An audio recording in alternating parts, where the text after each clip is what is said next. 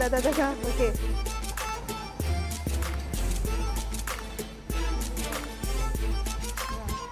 Untuk menikahi wanita dari desa Kubaci, kerudung khas wajib masuk dalam daftar mahar atau mas kawin.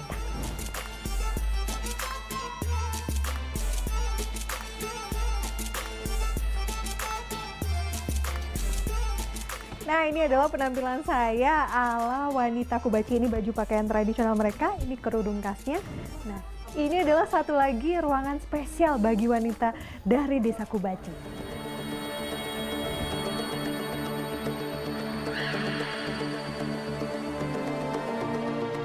Hampir setiap rumah di desa Kubaci punya ruangan seperti ini untuk menyimpan barang warisan, peninggalan orang tua kepada anak perempuannya dan juga mas kawin. Seperti aneka piring porselen, piring tembaga, dan juga muhal atau tempat air tradisional berbahan tembaga ini.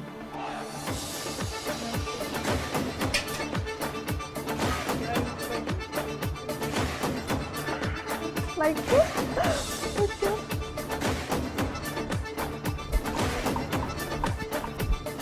Terletak di ketinggian 1.500 meter di atas permukaan laut, membuat desa Kubaci masih terbatas sumber air. Inilah yang membuat Fatimah dan Abidat masih mengambil air ke sumber mata air terdekat menggunakan mukal ini.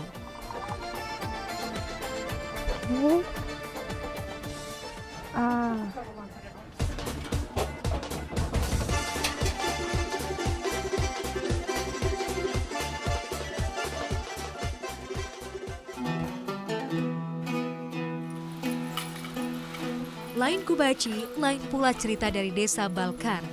Meski sama-sama berada di Dagestan, Rusia, Balkar punya warna budaya yang berbeda.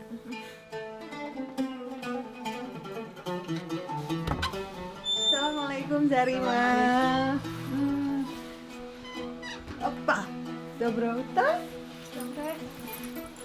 Nah, ini adalah Zarima dan juga Napisat yang sedang mempersiapkan pernikahan. Napisat ini akan menikah. Jadi sekarang kita akan melihat bagaimana baju pernikahan tradisional khas Balkar dari etnik Lak.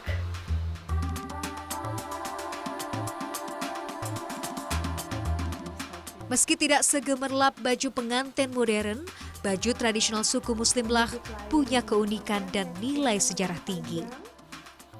Baju pengantin biasanya diwariskan secara turun-temurun dari generasi ke generasi. Baju ini terbuat dari bahan sutra murni dengan warna-warna yang mencolok. Nah, yang identik dengan suku Lak adalah kerudungnya harus selalu berwarna orange. Ini menggambarkan awal hidup yang baru. Jadi seperti matahari terbit, ini adalah gambaran perjalanan hidup yang baru.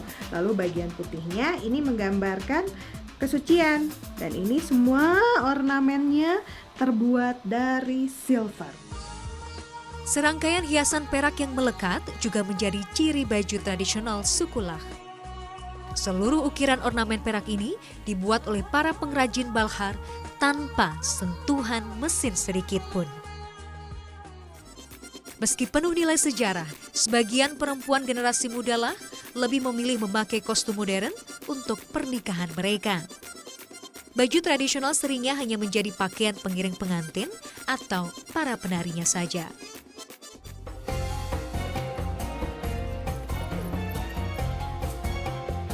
Beruntung, saya bertemu Napisat dan Zarima yang masih memegang teguh budaya asli etnis Muslim Dagestan.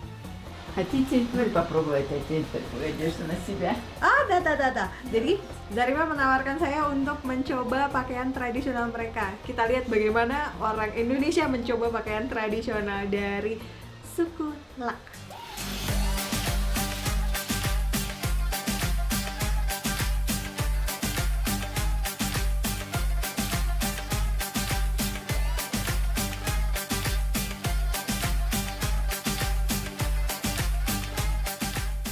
Kedatangan saya kali ini ke Desa Balkar beruntung nih, nggak cuma mencoba pakaian tradisional pengantin muslimah ala Desa Balkar, melihat calon pengantin Napisat, dan Zarima akan mengajak saya melihat bagaimana pembuatan keramik dari tanah liat ala wanita Desa Balkar.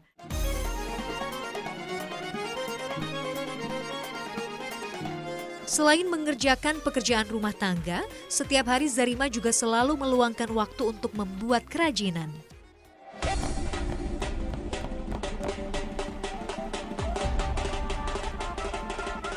Sebagian besar wanita di Balkhar memang jarang beraktivitas di luar desa. Umumnya, mereka akan mengerjakan pekerjaan di rumah. Selain aturan adat yang mengharuskan mereka tinggal di desa, letak geografis desa Balkhar yang berada di tengah pegunungan Kaukasus menjadikan daerah ini jarang tersentuh modernitas. Zarima, since when you learning to making pottery, and then from who and why you still do this pottery stuff? Я занимаюсь этим не очень давно. Я в детстве вообще этим не занималась, я жила в другом месте, в России. Потом, после рождения второго сына, когда он чуть подрос, просто нужна была работа в селе какая-то, вот, чтобы зарабатывать. Di ruang kecil tepat di samping rumahnya inilah Zarima memajang hasil kerajinannya. Diperkirakan kerajinan tanah liat telah ada sejak 2000 tahun silam di Dagestan. Teknik sederhana dan tanpa proses pewarnaan yang rumit menjadi ciri khas keramik dari Balkhar, Dagestan. Bagian mengambil bahan dan mengolahnya itu dan menjual itu dilakukan oleh kaum laki-laki karena jauh lebih berisiko melewati jalan di pegunungan, ada perampokan dan juga binatang buas.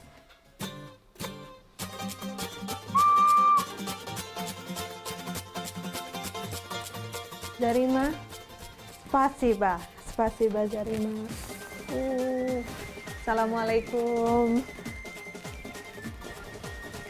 Paka.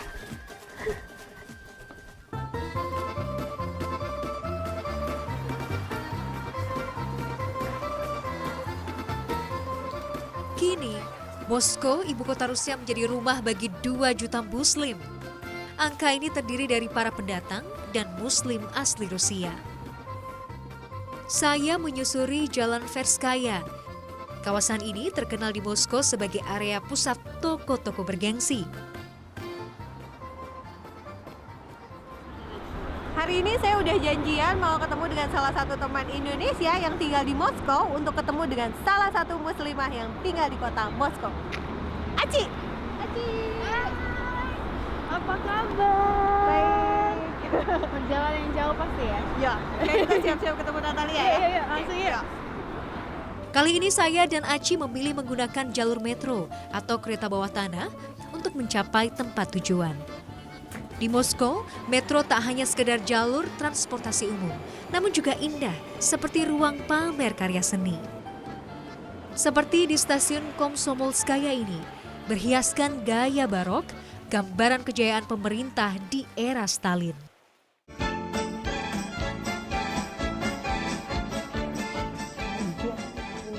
Setelah menempuh perjalanan sekitar 1,5 jam, akhirnya saya dan Aci tiba di rumah Natalia.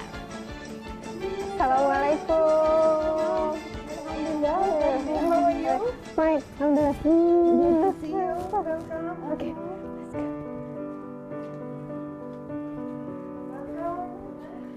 Nah, thank you.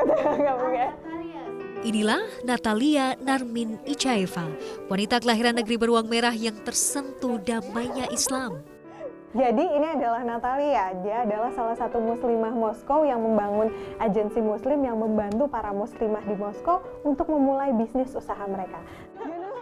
Lebih dari 10 tahun silam, Islam mengetuk hati Natalia melalui cara yang tak terduga. Berawal dari kisah-kisah legendaris khas Timur Tengah, Natalia kecil mulai mengenal Islam sebagai bagian dari budaya dan bukan agama. Seiring berjalannya waktu, Natalia tumbuh menjadi seorang remaja dan menempuh bangku kuliah. Dari sinilah cahaya Islam mulai menyentuh hatinya. Mulai mengenal Islam tak lantas membuat Natalia segera menjadi seorang Muslim. But I didn't, at that period, I didn't believe in religions. I thought that this is a system to control people, and this is something that came to us not from God. That's something that came to us from people. Perjalanan hidup Natalia terus berlanjut.